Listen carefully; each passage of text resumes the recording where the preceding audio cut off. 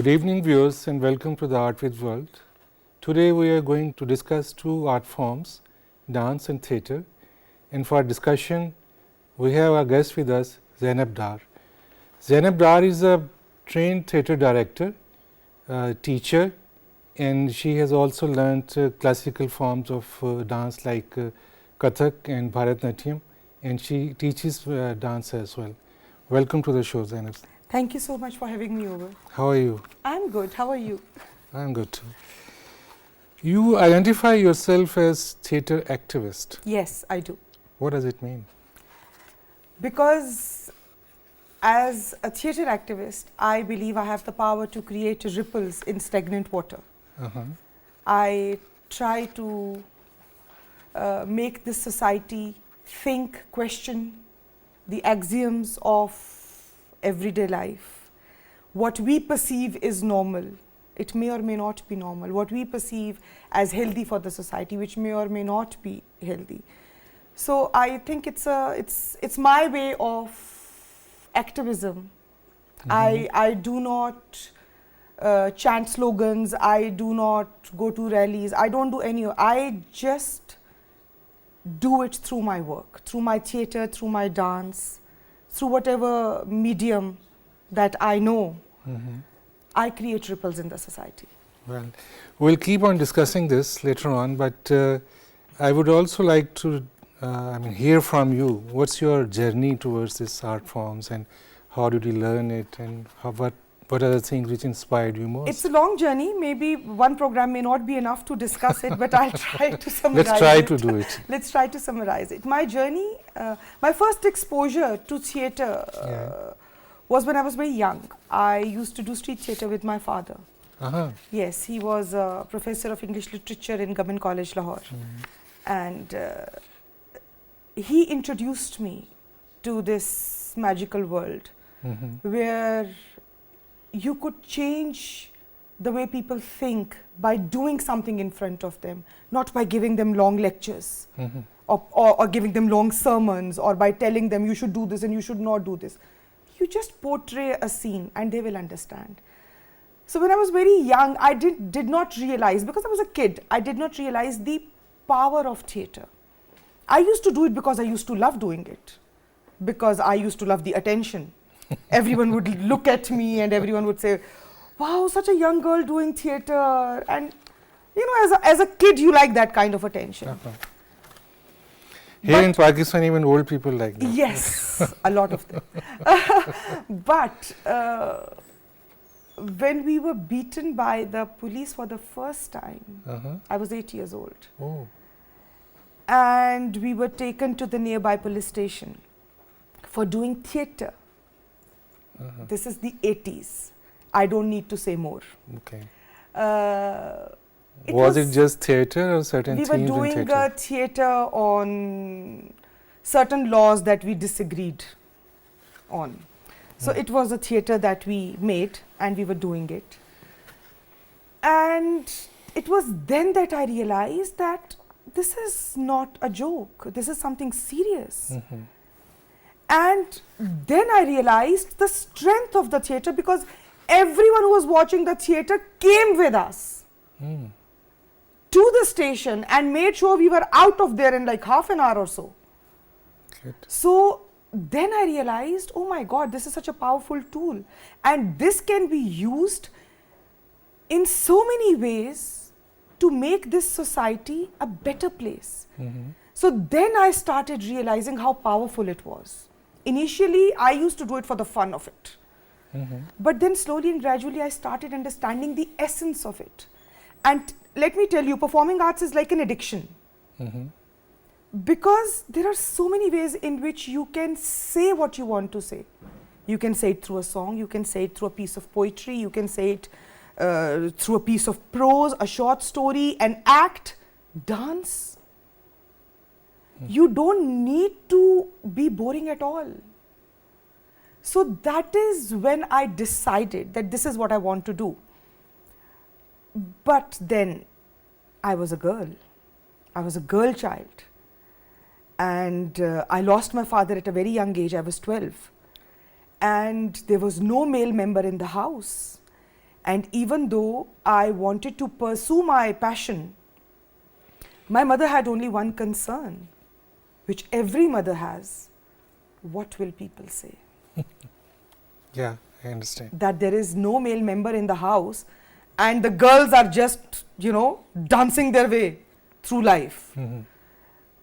I was very young and rebellious. I could not understand why what people say should bother me. But it was my mother's concern, and maybe she was right in her own way, because that's how we are conditioned. But I refused to get conditioned in that manner. So I started hiding my theatre from my family. I used to do it, but I used to hide it from my family. And we needed money. I worked a lot for the burn victims. For example, why the kerosene stove only burns the bride and never the groom. So we used to go to different villages to do those theatres. I worked a lot on child marriages, teenage girls, very young girls getting married. I worked a lot on rape victims. And why do we always blame the victim? So for that, we needed money. And I remember when I was in Canada, I used to wash cars for my teachers. And I used to do gardening for a hostel warden. And then they used to pay us. And that money I used to save. And I used to do theatre with that. So that was my journey of street theatre. Then, when I was of a marriageable age, this was another hurdle. How do I find a man who will accept this mad hatter, this this clumsiness, this madness? Who will accept it? I'm not a regular woman. And what people see in regular women, which they should not, I was never like that. I was very open-hearted, open-minded, blunt, bold, outgoing. I would make sure that whatever I have to say, I say it. So then after a lot of struggle, I finally found a man. And I did not delay. I immediately got married. Before he could figure out who I really was. After that, it became, from my dream, it became our dream. Great. And that was the time when we decided that I will do whatever I want to do and learn whatever it takes. So after marriage, I learned Kathak. I was not allowed to learn Kathak because what will people say? So I learned Kathak. I used to go to Delhi and once a year, and I used to learn from there. And then I came back and then I joined Mrs. Mitha for Bharatnatyam. Unfortunately, my Bharatnatyam education is not complete. It's incomplete. So I do not teach Bharatnatyam. I only teach Kathak. Okay. So what's the difference between Kathak and Bharatnatyam? Kathak is a North Indian dance. It is folk based. Kathak's base is folk. Kathak means Katha, storytelling. Yes. And then it made its way to the temples where the religious elements were added to it. But after the invasion of the subcontinent by the Mughals, they stylized it and yes, it went to the royal courts. Yeah. In the royal courts, it got its form. It's the dresses, the jewelry, the finesse. That is where it got all that from. Then, in the British rule, nobody understood Kathak. So they just dispersed. So Kathak was then divided into 3 gharanas. Birju Maharaj's gharana. The 3 gharanas are the Banaras gharana, which primarily focuses on the religious storytelling.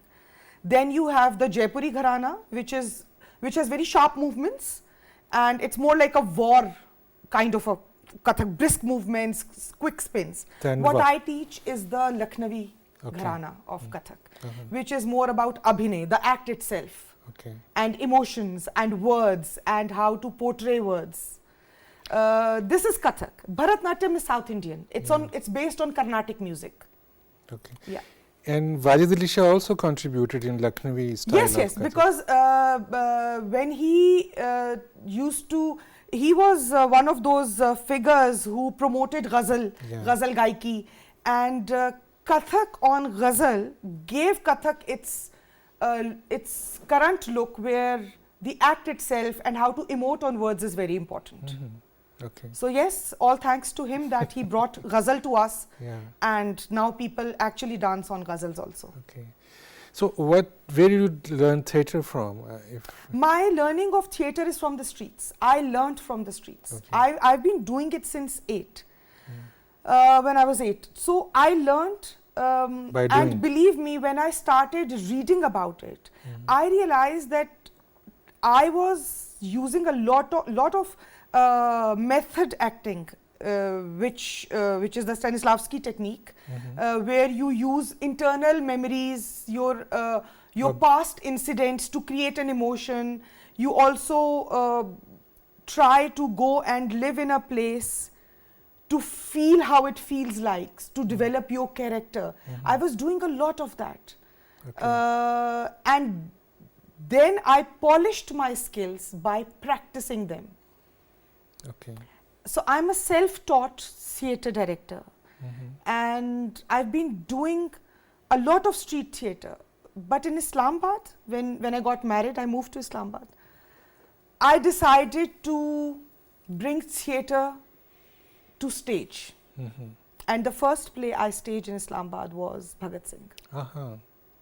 Yes. Okay. So you staged it, I think, in Lok Virsa. Yes, we staged it in Lok Virsa. And it created a lot of noise. So that was my introduction to the people of Islamabad. Okay, through Bhagat Singh. Through Bhagat Singh, yes. Very interesting. And I think the other play you did was Tagore's play? Yes, it was Tagore's story. In between, we've been doing a lot of short plays. Okay. We did Toba Tek Singh, we did Jawari, we did lots and lots of plays. Now I can't even recall. Aao Akhbar Padhe. We also Jawari by Ghulam Abbas? Ji. We also very did, interesting story. We also did Raincoat. We also did Overcoat. Yes, Overcoat. We also did Aramga. I think it's by Intezar Hussain. These days we are working on Imtiaz Ali Taj Aram or Sakoon. I do this with my students. So yes, we've been doing lots and lots of work. But two major plays that we did on a commercial level were Bhagat Singh and Tagore's picturization of The Wife's Letter. Okay. We translated it and we brought it to the stage. Tagore was a great writer. I am so huge fan of him. What I love about Tagore is that he doesn't tell you whether you are right or wrong. He just says, that's all great literature. They are not judgmental. Yes, and the way he portrays his characters is so beautiful that he says that, okay, if somebody has made a mistake, at that point, it was the best thing he could do. It was his sanest choice. And people are victims of forces larger than themselves. Yeah, of so they're victims of forces of nature. Yeah. So you should not hold it against them. That is why I wanted to bring Tagore to the stage and no one else. So who are the other theatre persons you like most? I generally love theatre, but the reason why I decided to revive traditional theatre is because I saw the decline of theatre with my own eyes. What do you mean by traditional theatre? There are so many ways in which you can do theatre. There is especially the modern theatre or the postmodern theatre, and then there is theatre of symbolism where you use different props to symbolize something. Then there is the theatre of the absurd, and then there is commedia dell'arte where you use lots of masks and other movements. When I say traditional theatre, I mean theatre which reflects the traditions of the subcontinent. So we always ask permission from the stage before we step on it. We meditate before we go on stage. in my last play, I made sure all my actors were staying with me for the last week, living the characters that they were supposed to play on stage. So it was a play about a joint family. So I made them live like that family. So that is, yes, that is what brings truth on stage. Otherwise, it looks plastic. Yeah, sure. So the reason I decided to do that was that I saw the decline of theatre, where I'm from Lahore basically. It was the hub of art and culture and literature once. Yeah. And then we saw these cheap theatres with cheap dances and cheap sentences and double meaning words, and that really broke my heart, because theatre is a very powerful tool, Arshad Saab. Whatever you see leaves a mark on your memory. So it is your responsibility to show things knowing that it will leave a mark. You show something below average, you show something violent, you show something cheap, people will accept it. Do not use derogatory words, remarks. In my last play, there was a sentence about the complexion of a woman, and it stated dark toned. We removed that word from our play. We only said that her complexion was always an issue with the family. You don't have to say it was dark or bad. The sentence stated what it meant. But by saying it out loud endorses it. So we try not to do that. When you say you saw decline of the theatre, correct me if I'm wrong, I think there was not a very strong tradition of theatre even in Lahore. We may have, film studios in Lahore, and then later in 60s, TV station did a lot of work on drama, and they presented very good dramas. But stage theatre is a very exclusive kind of phenomena in our part of the world, especially in Lahore. There was government colleges drama club. It used to perform in GC. And some other people like you who had a passion for good theatre and drama, they used to run it. It was never a commercial success, I guess. No, it was never. And that was never also the point. We had such beautiful plays coming up in Alhambra. I remember the last play that I went to see was Aj Aakhan Waris Shanu. It was a beautiful play. I think it was written by Sufi Nisar, Sufi Tabassum's son. And it was directed by Sufi Tabassum's grandson. So theatre was happening. But once we mainstreamed the theatre that I was referring to, these people were marginalized because they were not such a giant commercial hit. So as a theatre artist, I think it was very discouraging for me that there was no department, there was no government which would back us up. Not just me, everyone who believed in doing pure quality work. And the end result, after 20 years, the youngsters of today cannot put two sentences in Urdu together, because that tradition has been taken away from us. I still remember that when we used to, even today, I was very tired during my Kathak class, so I told them that today I feel like Mirza ki cycle. And only people in my age group got the reference. So I said, today I feel like Mirza ki cycle, so when I am teaching you dance, my knees are going choo choo phat, and when I'm doing brisk movement, it's going choo phat, choo phat, choo phat. So only few people could get the reference.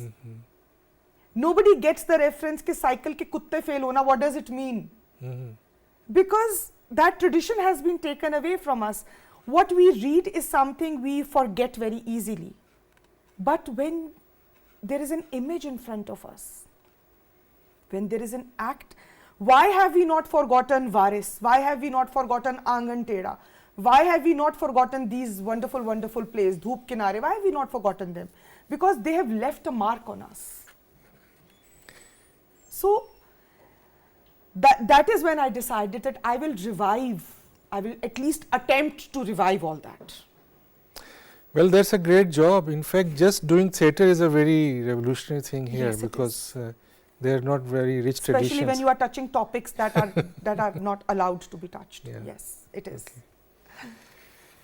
There were some initiatives in recent past, like Napa, which was yes, and it's a breath of fresh air. Believe me. Yeah. It is so refreshing to know that I'm not the only mad person in town. Actually, what happens is that people who are mentally emancipated, who can actually tell that we are becoming a pond of stagnant water. And you know what happens to stagnant water? It starts smelling. It's very important for a society to have art and literature in it, because it keeps us breathing. So I really appreciate these institutions who are keeping this tradition alive. And there should be many in many cities of Pakistan, even in smaller cities, everywhere. Yes. Yeah. Because theatre or any form of art or literature is a way to emote, to express. What happens when you cannot express? You become frustrated. And when you become frustrated, there are only two ways. Either you are depressed, or you are frustrated and you are angry.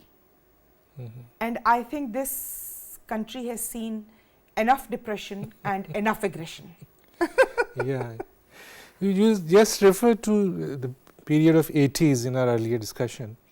At that time, there were also certain very,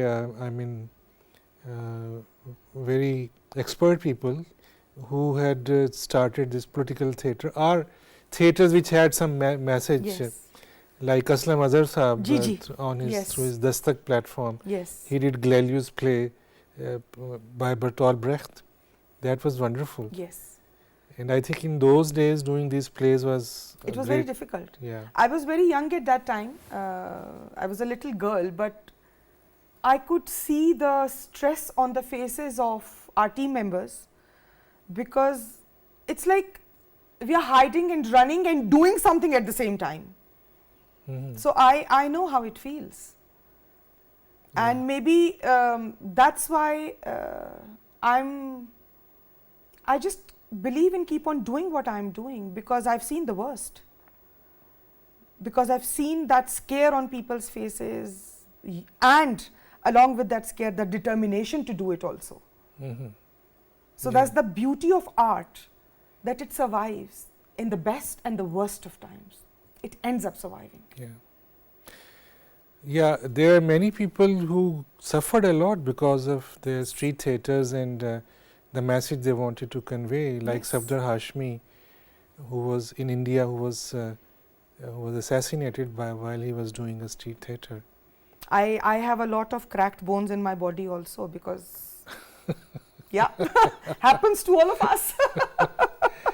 Let's not get into the details of course. There are different forms of theatre. I mean, there are certain kinds of theatres which you are referring to, which have political messages.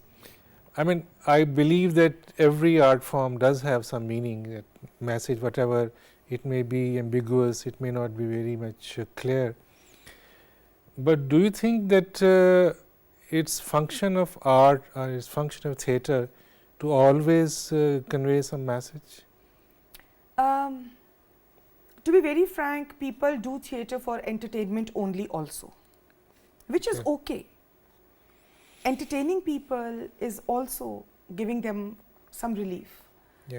But I don't know, maybe I'm conditioned differently. I love it. I love it when people work commercially entertaining other people. It's very nice.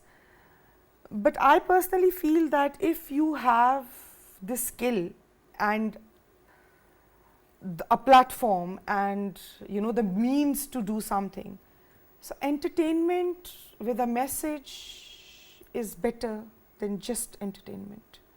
And message doesn't have to be something grave or something intense. The message could be just to love each other. The message could be just to coexist, or to let it be, or to enjoy life as it comes your way. That's also a message. Yeah. So even entertainment is a message to take it easy, to slow down, to breathe, to enjoy life. Yeah. Well, I was not just talking about entertainment point of theatre, but like there are certain theatres who carry some very specific messages representing certain ideology. Yes. And there are certain art forms, as you had just referred to, that they mainly deal with phenomena of nature, human beings and society, but they are not predetermined by a certain ideology. Yes. I was talking about that. As long as theatre is happening, Arshad Saab, I am very happy. Okay. The one thing that bothers me is when people use odd language, awkward dances, you know what I mean when I say that. That is something which is repulsive, and that should stop. Otherwise, whichever way you want to express. But so many people come to watch them. So, I mean, it shows how democracy. We as a nation think, and it shows why we are the way we are. And one of the reasons why I do what I do is that even if in a crowd of 500 people, I end up getting my message across to one person, I've done my job. Great. You follow this method acting school of thought.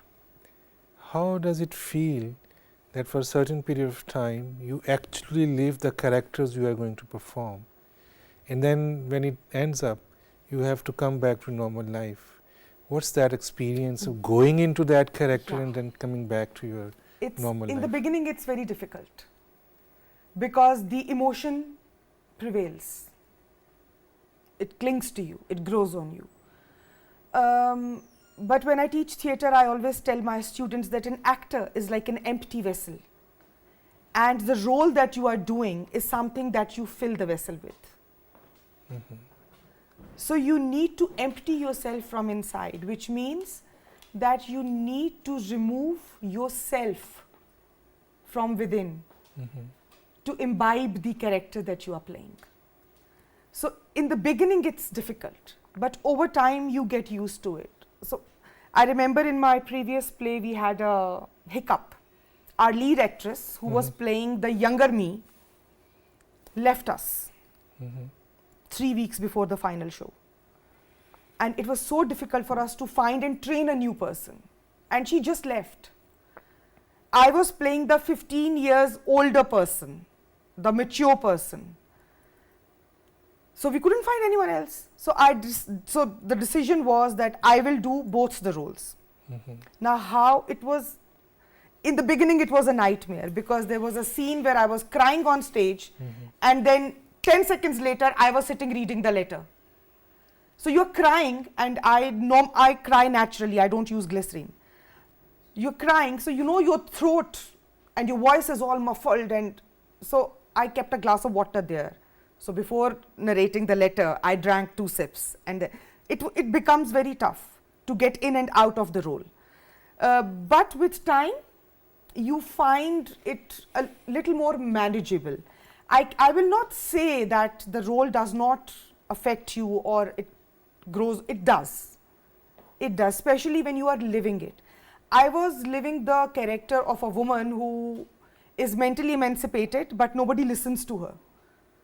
She is ideologically very strong. She has very firm opinions, but she always gets a shut up call from the household that this is not how we behave in this household. I was playing that character. Now that is something which is which was very difficult for me to, because I was always the doer, the go-getter. Whatever I wanted to do, I ended up doing, from this side or that side or going round, I ended up doing it. So to accept rejections and to accept authority of somebody over me in that role was the toughest for me.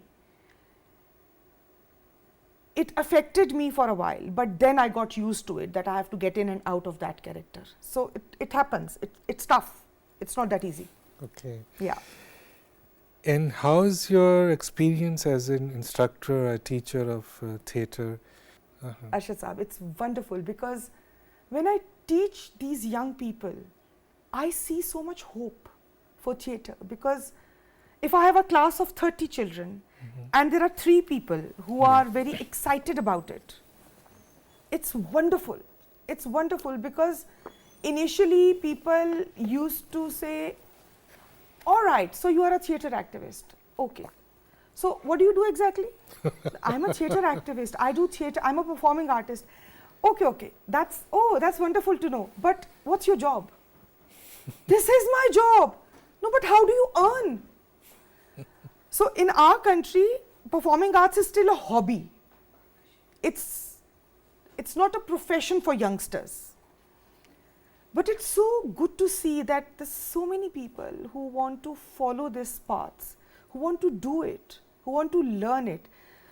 So it gives me a lot of hope, and I'm very positive that these youngsters, teaching them, doing theatre is a different kind of a vibe, but teaching it and looking at the results, it's wonderful. And how was your experience as a teacher of dance forms, Kathak? Kathak, oh my God, it's divine. Let me tell you, when I was doing it just for myself, I used to love it. But now that I'm teaching it, it feels divine.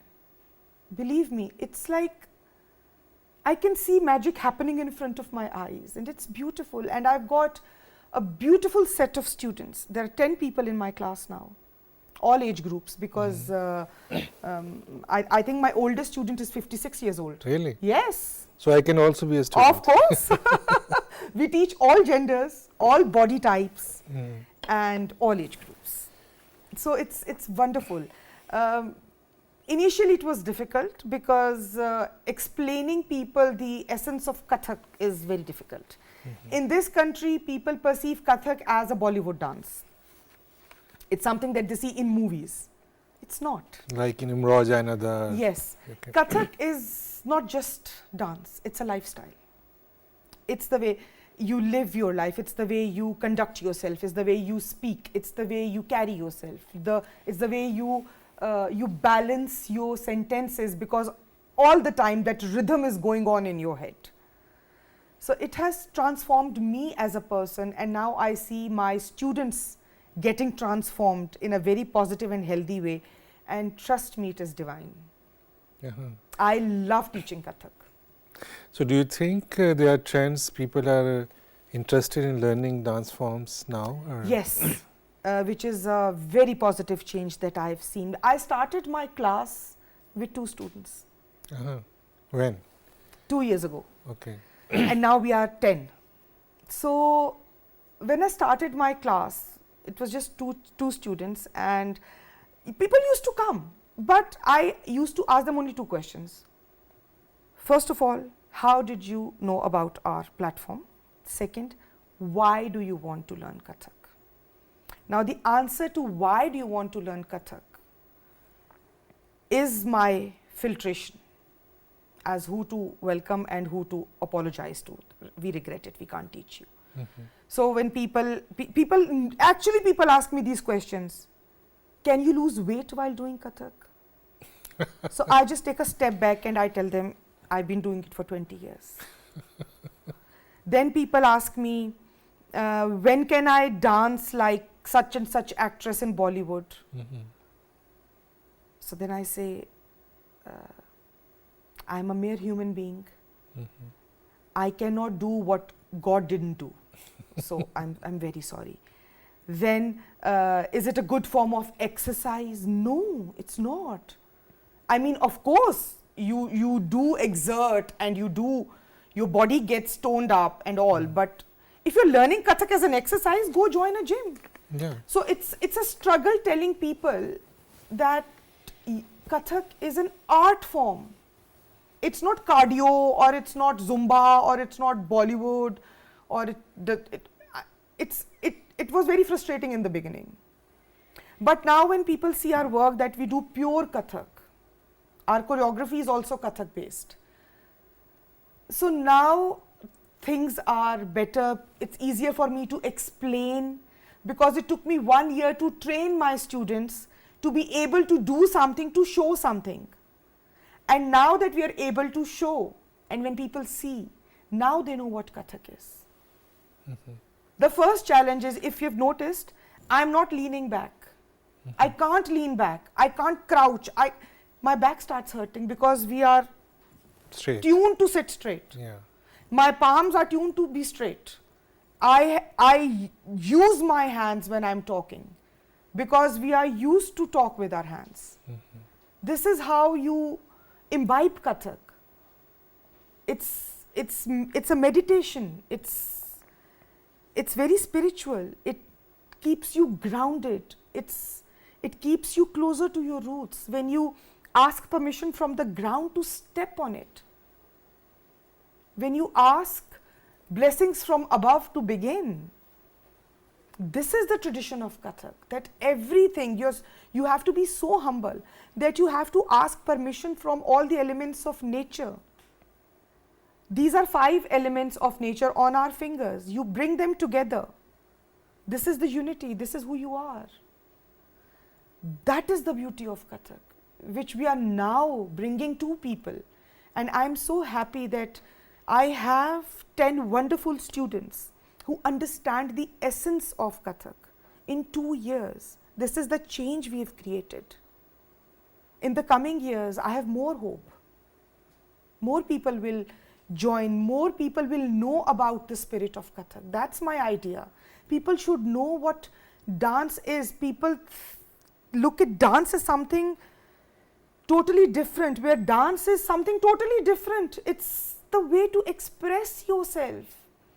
How are you happy when your body has to be concave, when it has to be convex? When will your shoulders go down? When will your shoulders go up? It teaches you how to walk, how to carry yourself. It's beautiful. And whenever I go to any platform, I tell them, some form of art, some form of dance should be made compulsory at primary levels. You see children dragging their feet, you see them walking like this, as if there is no motivation in life. Why should that be? When you can be sharp, you can be straight, why not? God made you, God gave you a straight spinal cord. You end up ruining it. Don't do that. And did you make some public performances of dance as well, you or your students? We recently performed at a mushaira which we hosted at the Hayyur. That's my platform. Okay. And we do, but our only concern is that we only perform when our ideology matches with the ideology of the people who are requesting us to perform. Okay. So most of the times we perform on our own stage, at our own platform. But yes, sometimes we perform, for example, I performed, I think 2 years ago, I performed for the transgenders. Okay. They had this small event where they showcased their handicrafts, their skills. So I performed for them. Okay. So we perform, but we hold our ideology very close to our hearts. That's great. And you have just referred to your platform, the Hayyur. Yes. So could you tell something about that? The Hayyur it was my dream. It was my dream. And I think when we did Bhagat Singh in Islamabad, this dream became my mission. Because we were denied a place, We faced so many problems. Thanks to Dr. Fawzia Saeed, she came to our rescue and she gave us a place in Lok Virsa to perform because she understood our work and she understood our ideologies and she understood the essence of what we were doing. So because of her, we managed to perform in Lok Virsa.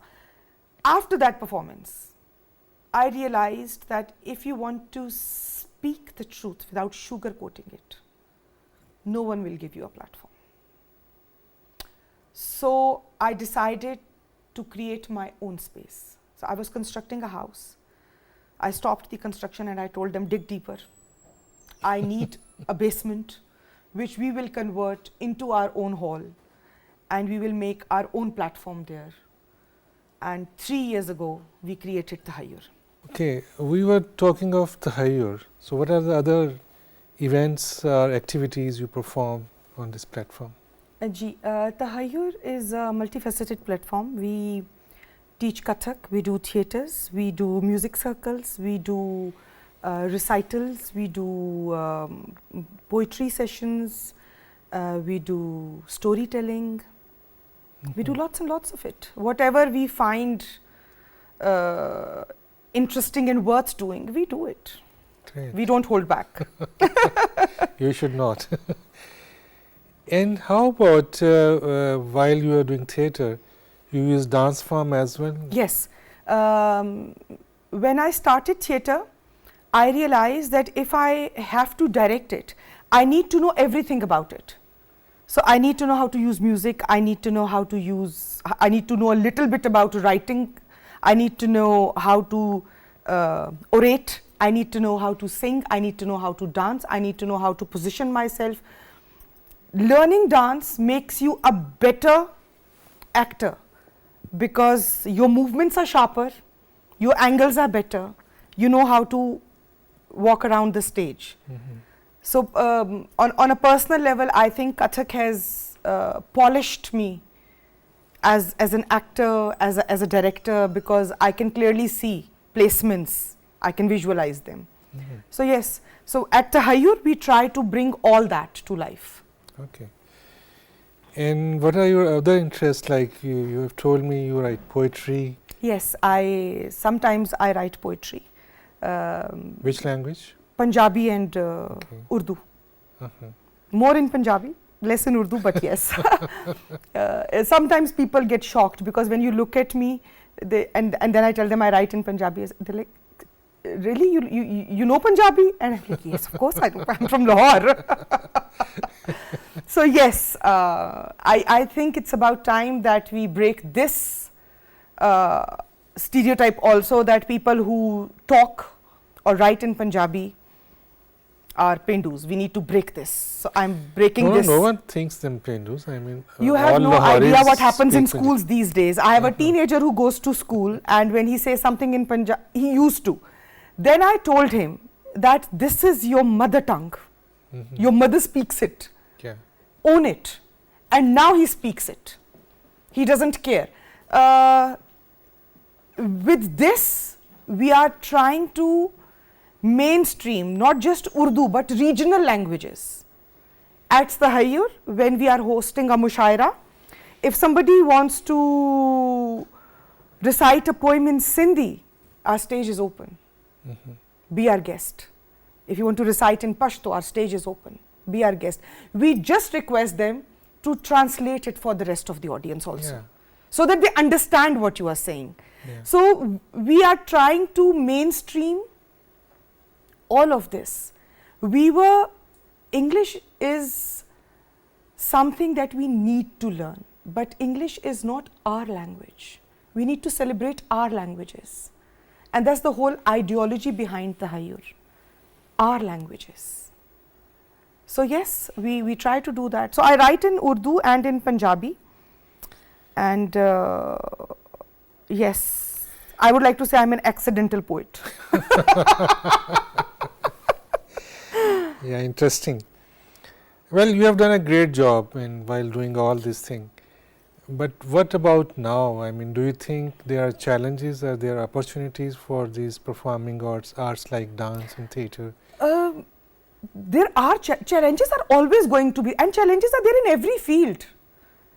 I mean, bankers have their own challenges, teachers have their own challenges, so does performing arts. It's just that our challenges are a tad bit higher, because the acceptance of performing arts, although it's much better than before, but still people point a finger at you, and you have to be really strong to take a step forward. And my students, not just the girls but the boys also, they face a backlash from their families. I used to have one male student in my Kathak class, and he left and he said, what if my mother found out? And I'm like, why did you lie to her before coming here? You should have told her. But then, well, you also hid it from your yes, parents. I did from my mother also. But see, my point of view is that at least talk to them about it. I tried to convince my mother. She knew what I wanted to do. I never hid my intentions from her. She knew, and she tried to stop me, and she had her own reasons, and she was maybe the place where she was coming from, because she wanted us to be self-sufficient, empowered women who could survive on their own, because her experience taught her that. So there was nothing wrong with her wanting us to be self-sufficient. My question used to be, why do I have to be a regular run-of-the-mill person to be self-sufficient? I can be self-sufficient as a performing artist. But again, it was very difficult to convince her that, you know, but there was a fight. We used to fight a lot over this. After 30 years, she has finally accepted my profession. It took her 30 years to accept it. But she has now accepted it, and now now she says sometimes that, you know, I wish I could have allowed you earlier. Because she couldn't realize what I wanted to do by learning all this. So yes, maybe I was more aggressive. I used to fight a lot with her. Are you still aggressive? I am. I mean, that's the only way to survive. No, but I've learnt a lot over these years. I think the past decade has taught me a lot. Now I'm a little less aggressive, but my less aggressive is also pretty aggressive. That's my survival tool. Imagine a single girl, I was like 17, 18 when I used to go to these villages to do these theatres. You have to be aggressive. You have to be very strong, because if there are 50 people in that crowd, 2 or 3 people will definitely, you know, break hell in front of you, and they will, you know, attack you. We used to get attacked a lot. We always used to perform in joggers, because you had to run for your life sometimes. So yes, it happens. Great. Good luck for your future projects. Thank you so much. And thank you very much for joining us today. It was lovely to be here. Yeah. And viewers, thank you very much for watching us. See you next Sunday, same time.